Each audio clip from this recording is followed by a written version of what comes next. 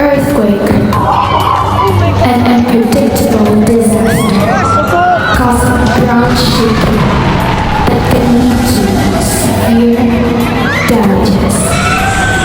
Magnitude 7.4 tremor struck off the waters of Davao Oriental at 9:43 this the quake hit around 62 kilometers. Is there a way to prevent it? Probably no. Then, is there a way to at least lessen the possibilities of getting ourselves in danger? There's a lot of ways and practices we can ensure our safety. And that is why in this video, we will then present the safety practices and helpful information, ensuring the spread of awareness to our people that can save their lives in case an earthquake occurs. What is the importance of earthquake awareness? Why do we need to know it in our daily lives? Well, I'm here to answer those questions. Hello everyone. I am here to tell you the importance of being aware when an earthquake strikes. Earthquake can be everywhere. It could strike your community, your neighborhood, and even you. Earthquakes are natural disasters that can't be predicted and even prevented from happening. But what we can do is reduce the risk and vulnerability of you and others. When we are educated about this topic, even a little knowledge about this topic is when we will know what to do when an earthquake strikes and know what to do with those specific situations. Did you guys feel the earthquake yesterday? Yes, it scared me. What if it happens here at school? I don't really know what to do before an earthquake happens.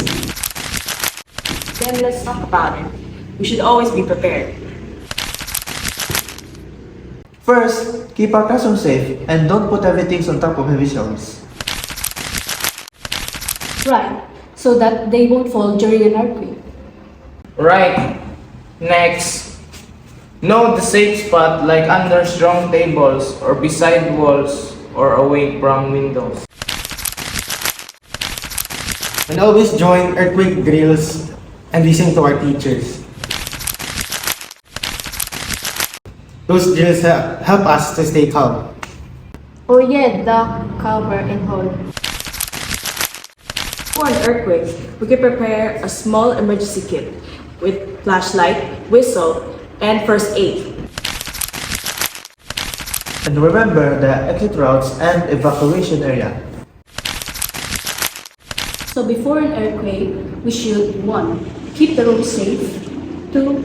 Know safe spots. 3. Join drills. And lastly, stay calm.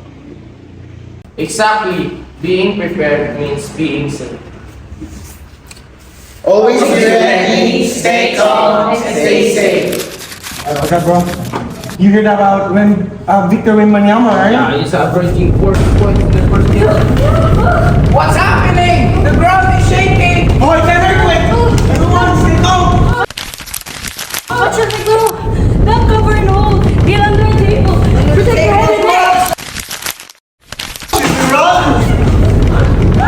Should we run outside? No, it's safer to stay inside until the shaking stops. Stay away from the windows and heavy things from the shelves.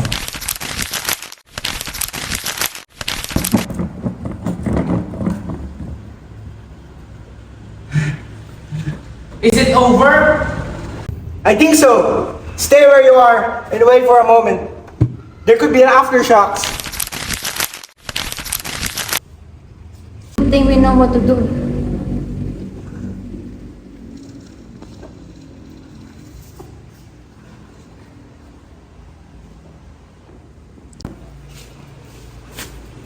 Yeah, remember, duck, cover, and hold.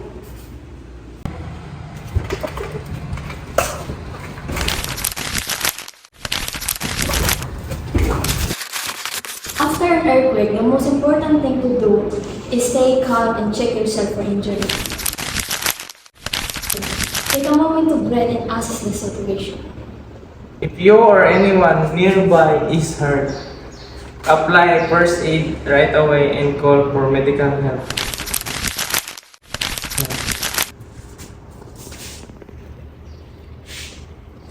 Call 911! Once you're sure everyone is okay, look around and make sure the surroundings are safe.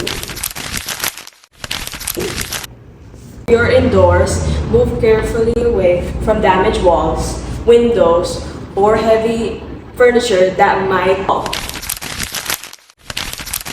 Be alert for broken glasses, debris, or electric wires. If building looks unstable, such as showing cracks, leaning walls, and refusal gas, it's best way to evacuate calmly and go to an open area away from buildings, trees, and power lines. After the shaking stops, be aware of possible hazards. Stay informed by listening to powered battery radio or by checking your phone for official government updates. Expect aftershock as they can happen minutes or even hours after the main quake. Be ready to drop, cover, and hold on. Again, if the ground starts shaking.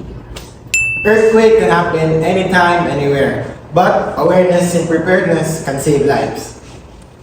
Knowing what to do before, during, after an earthquake helps reduce panic and injury. Remember, being prepared is not about fear. It's about safety, responsibilities, and taking care for one another. Stay informed, stay calm, and stay ready because safety begins with awareness.